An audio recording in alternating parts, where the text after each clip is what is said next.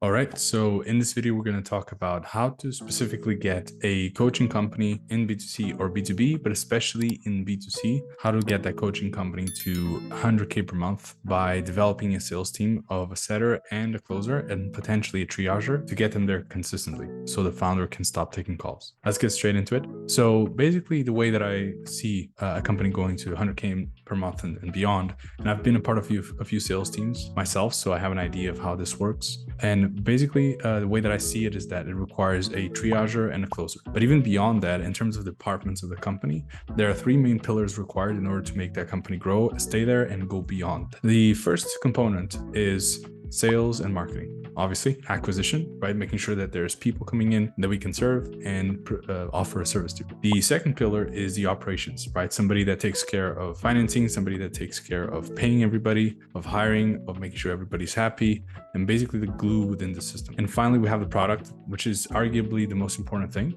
the service behind everything, to make sure that we're actually delivering a powerful service that gets people incredible results and allows them to scale to the moon. And usually, in this case, we're dealing specifically with coaching companies. Now, specifically, my expertise is specifically inside of sales and marketing, even better inside of sales, specifically in how to set up sales systems that actually produce and are able to get sales teams to a place where they're closing 100K cash collected per month. So how do we actually do that, right? And there are three main components within sales and marketing, specifically sales, that allow somebody to get to 100K per month as a coaching business, right? Those three components are accurate tracking, skill level, and discipline and accountability. And I'll go through those one by one, but it's basically the way I look at that is that anything that we start with, we need to first have accurate tracking, right? Because even if you have somebody like a closer or a setter coming in, if you don't have somebody who knows what they're doing and doesn't introduce the tracking by themselves, it's going to be, you might be lucky that you get some sales in, but for the most part, it's not going to be scalable because what is not tracked is not improved upon, right? So that's the first pillar, is actually having accurate tracking for the sales teams to follow. The second part is actually the skill level, right? If you're high, and this is also mixed in with the drive behind people, right? Which is like the skill level is the component of taking whatever intangibles they already have and mixing in with their skill level and getting that to the next level. Because you can't really teach drive or motivation, at least in my experience. It has to be something that comes from within. And even if you can teach it, I don't know if you'd want to, because if somebody can't find a way to self-motivate themselves, to put themselves in certain positions to succeed, then they're probably not an A player, or they have a ways to go. Now, if your organization is still at a point where they cannot attract the type of talent, then you might want to develop some frameworks on how to motivate people. Regardless, you would want to have that. But either way, it should be something that you find in people more so than you develop from scratch, the intangibles of motivation and drive. It's super hard to develop that in my experience. The other part of skill level, right, obviously is sales, right? It's actually the ability to get into the inbox or get on calls and be able to book calls or to close those people, right?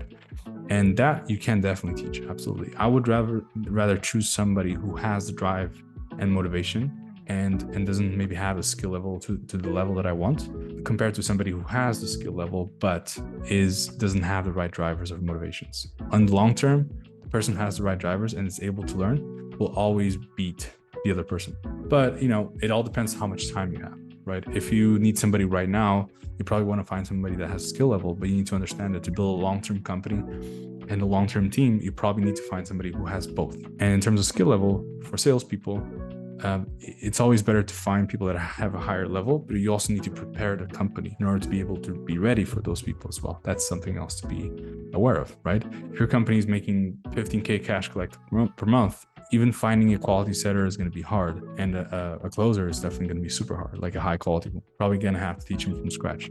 So as you have better conditions starting out and you can promise better things from the get-go, the better the talent you're going to be able to attract. So in general, good drive, right? Good motivations behind them and whys. And also the other aspect is the skill level, right? You want to find somebody who's maybe like a 6 and get them to an 8 or a 9 instead of somebody who's a 4 that you want to turn into a 6 or a 7. It's the same amount of work, so why not find somebody who's already a 6? So that's in terms of the second pillar. And then the third pillar and final pillar is discipline and accountability. And this is something that people might come in with already that attitude, but it has to be reinforced by the culture and by the company. And it's basically around end of day reports and making sure that people are filling in the notes. That's primarily the things.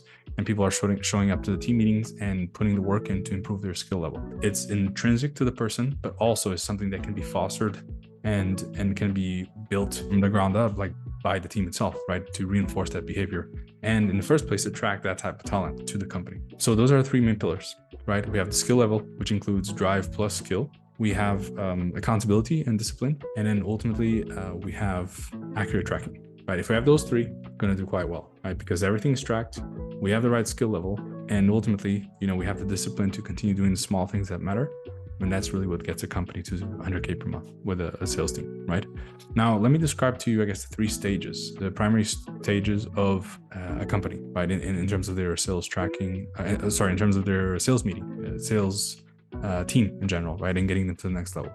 So stage number one of a company is usually at the point, and this is arbitrary, right? But more or less, say between 0 and 20K per month at the most, where you basically have the founder closing all the deals, right? Booking and closing all the deals. So they basically hop into the inbox, they're doing everything, wearing all the hats, and they're basically a glorified freelancer, popularized by Jeremy Pogue. But basically, yeah, that's kind of it. They're limited by their own potential and their own skill level. And they're limited by their time mostly than anything. So that's stage one, right? Stage two is when they actually realize that in order to scale past that point and to get to start going towards creeping up to the 50K per month cash collected, they realize they need people, right? They need a setter and or a closer. Usually the first person is the appointment setter. And so they try to bring someone on, maybe a closer at the same time as well. The problem is that the business is not set up properly for those people to come in and be successful themselves. So unless these people have entrepreneurial spirits and they themselves are, high-end players that have experience before, they're not going to be able to succeed right away, even though they might have the skill level or the drive, right? That's usually where they get stuck, is in that transition. We've tried 3 closers, we've tried 3 setters from everywhere, and it hasn't really worked. Well, the reason is because the skill level management of the founder is just not there, right? They're doing it themselves, but they haven't been able to figure out how to get the skill of finding, hiring, and managing other people, salespeople, right, successfully. And that's okay, right? That's a skill that we have to learn. So that's the gap, right? That's why a lot of people get stuck at stage 2. Stage 3 is when you actually finally get breakthrough through that. And the outcome from that is that you basically are able to, get to whatever revenue level you want to get to, right? To 50K, 100K per month cash collected. And the reason why that happens is because you get the trifecta, right? That we just talked about. You first get the right systems in place. You'd be surprised, like people get this order the wrong way around. You get the systems in place, so you have perfect tracking.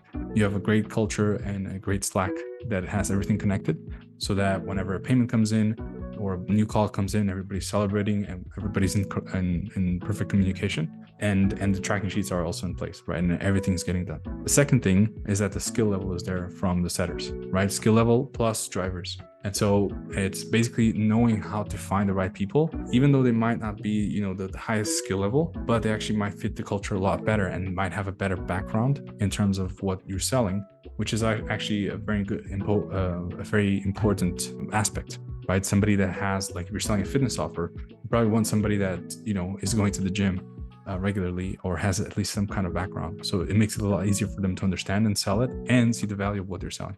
And now on the other side, you need the raw skill, right? You need somebody that has some kind of training already in the past, ideally.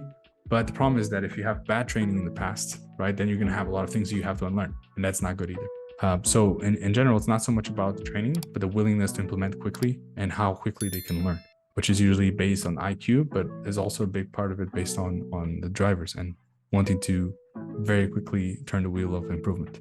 And then the third level is accountability and discipline. You cannot buy that, right? You cannot go to the store and be like, hey, I want some accountability or some discipline. It's our job as managers and as founders of our companies to lead our people, to manage them properly, and to hold them accountable to what they have to do. And we have to step in first and do it ourselves first so that they can follow in the footsteps. So be the first to do the end of the reports and do it always on time. You set the bar of standard, and also so that you can then hold them accountable to do it as well. Because if you're not doing it, why would they do it, right? They wouldn't feel inclined to do so or feeling like they need to because, Guido didn't do it. So that's pretty much it, right? The trifecta. And ultimately, if you can get to step 3, that's really where you unlock the business. Like, you might have everything in place, you might have the ads running, a bunch of people in the DMs, calls, but then there might be some problems in the middle, right? The no-show rate is super high. The calls are not qualified. There's a lot of people that have a lot of money. They're not really inspired by the influencer that is creating the content, right? A lot of different things might be going wrong, but if you fix the entire sales process and you bring in the right people with the right tracking and the right discipline and accountability that you instill, eventually you can get to 50 to 100K per month. Really, that's pretty much it. So have a great day, and I'll talk to you soon.